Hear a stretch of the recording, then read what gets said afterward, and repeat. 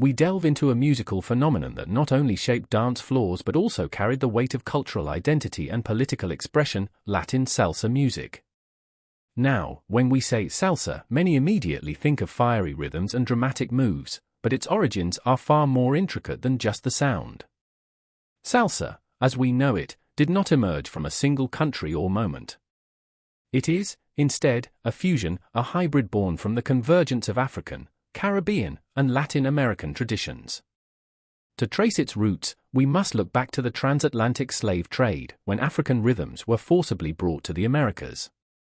These rhythms, deeply percussive and polyrhythmic, met European musical structures and indigenous traditions, particularly in the Caribbean. Cuba plays a crucial role in this history. In the 19th and early 20th centuries, Cuba was a musical melting pot. Genres like son cubano emerged, a marriage of African percussion, Spanish guitar, and lyrical forms.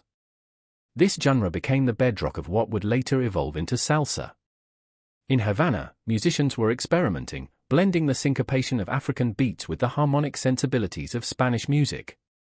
But salsa as a cultural movement crystallized not in Havana or San Juan, but in New York City in the 1960s and 70s. This was the time of massive migration from Puerto Rico and other Latin American nations to the U.S. In the barrios of the Bronx and Spanish Harlem, Cuban son, Puerto Rican bomba y plena, jazz, and even American R&B collided. Musicians like Tito Puente, Celia Cruz, Willie Colon, and Hector Lavoe were at the heart of this scene. They weren't just making music, they were giving voice to a generation of urban Latinos navigating identity, inequality, and pride. So, in essence, salsa is not just a genre.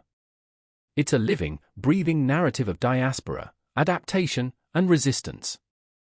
It tells the story of migration, of cultural exchange, and of communities making something new out of inherited legacies. That's what makes salsa more than music, it's a cultural heartbeat.